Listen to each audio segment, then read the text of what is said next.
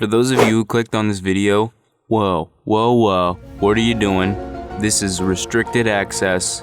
You know what happens to those who watch part 2 before the first, don't you? So go watch part 1, here's the link.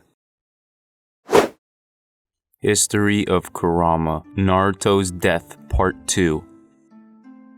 Chapter 4, Power Struggle. The type of seal that Minato used on Kurama to seal Naruto was the 8 trigram seal, and it was made for allowing chakra to leak through the seal from Kurama to Naruto, like we discussed earlier. This is partly a crutch too, for 2 reasons. The first is if Naruto takes too much of Kurama's chakra at once, he can break the seal, and in doing so would release Kurama. The second is that the seal gets a little weaker and weaker every time that Kurama passes chakra through it. Over the centuries, Kurama grew hateful. Kurama hated Konoha and never forgot of taking revenge on the village. His slow and methodical plans of breaking free by giving Naruto chakra through the seal at every opportunity for when he is emotional or near death. But Kurama said that if Naruto dies while having him sealed in him, they both die. Kurama has expressed that he would not enjoy dying, only a fool would. Even though that we know at some point after a tailed beast dies, they are resurrected in the original shrine that Hagoromo put them in. After the first time Naruto came to Kurama for chakra, it was evishly happy. Naruto felt his presence and hoped that he'd return more often, so that the seal would weaken. There's been countless incidences of Naruto taking more and more chakra as time moves on and widening the seal little by little. There's been only 2 or 3 times where Naruto used so much chakra that he almost released the seal. It's a really weird dynamic between the two. Kurama is trying to have Naruto break the seal by having Naruto rely on him, while at the same time Naruto knows what Kurama's trying to do and is trying not to rely on Kurama. So it's a really weird power struggle between the two. Naruto can actually sense the heavy amount of anger that Kurama has for this world. Naturally, Naruto hasn't given up on making Kurama forgive humans. Even though that Naruto is, for a good cause and trying to end war, the kyuubi expresses his skepticism and thinks that Naruto would fail, and just really doesn't respect Naruto in any form. After defeating Pain, Naruto sought out Killer Bee to put a leash on Kurama. Killer Bee took Naruto to the Falls of Truth. It's a shrine where Jinchurikis of other tailed beasts have attempted to control them. The physics behind Naruto controlling Kurama goes like this. He first must be able to suppress all hatred. This can be tested by facing a darker version of yourself, and to stop the feeling of hate while fighting it. That is the purpose of the waterfall. Next, he's then ready to actually go toe-to-toe with the tailed beast. The first thing Naruto will have to know is how to unlock the seal. Once this happens, the tailed beast is free, and you need to fight him inside of yourself. The objective of this is to pull a large portion of Kurama's chakra away from him, and then reseal the Fuinjutsu. Except instead of reforming the 8 trigram seal, you'll pin Kurama down and with an even more powerful seal Kurama. This seal that Naruto used is called the Tori seal. If you fail to battle against Kurama and it steals your chakra will then plummet to 0, and then you know what happens. But Naruto did end up completing these steps. Once Kurama's chakra reserve was taken, Naruto could enter Nine-Tails Baiju mode.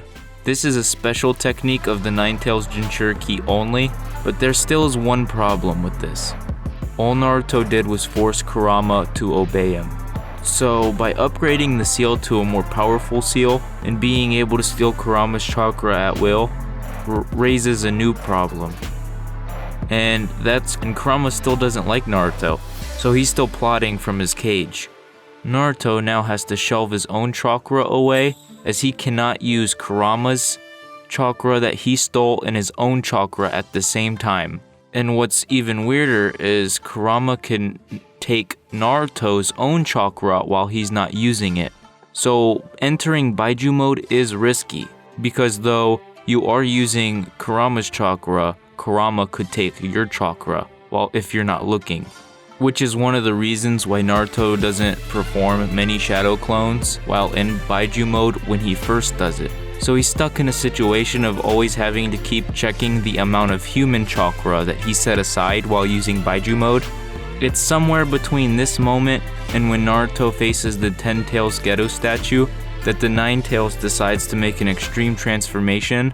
It's at this point where Naruto stops having Kurama under lock and key, and Kurama stays with him as a willing participant.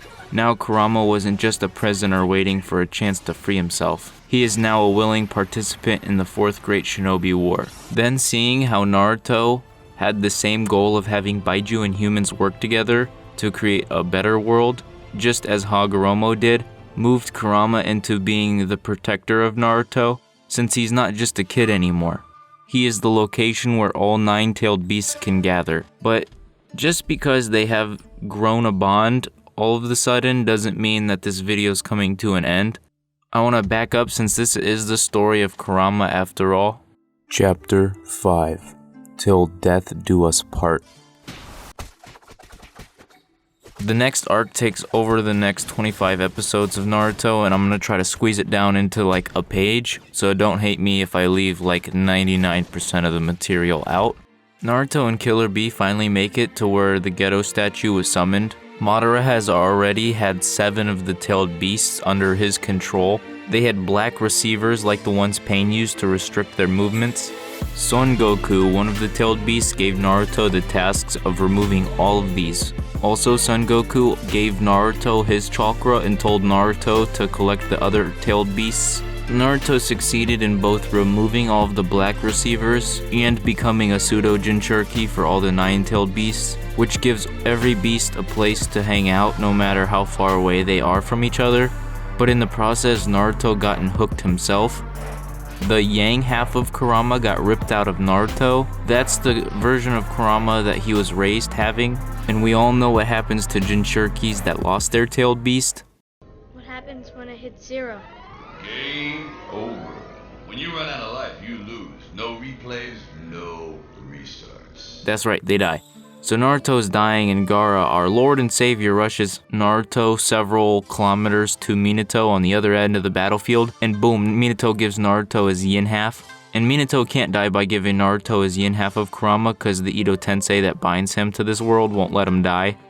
But Naruto doesn't wake up immediately. While he's still dead, he visits Hagoromo, the Sage of Six Paths, along with Sasuke. Sasuke died too. Six Paths grants them yin-yang release and revives them. This really doesn't have to do with Naruto and Kurama's relationship, so let's get back to Kurama. Naruto has some stranger inside of him that goes by the same name as Kurama, but isn't Kurama he grew up knowing, if that makes any sense. And an important note is that after Minato gave Naruto Yin Kurama, there was no dialogue between Yin Kurama and Naruto, even when Naruto was going into chakra mode. So yeah, that was super weird. But as soon as the battle is over, Naruto sees the original version of Kurama. It's short-lived because before he could seal the original Kurama inside of him, Sasuke puts Chibaku Tensei on all of the tailed beasts, including Naruto's Kurama, and forces Naruto to fight him with only Minato's version. Spoilers again, Naruto wins. That's such a beautiful thing, seeing Naruto's half get released by Sasuke's Rinnegan. That is the unfinished story of Naruto and Kurama, a story that will remain unfinished until death do they part.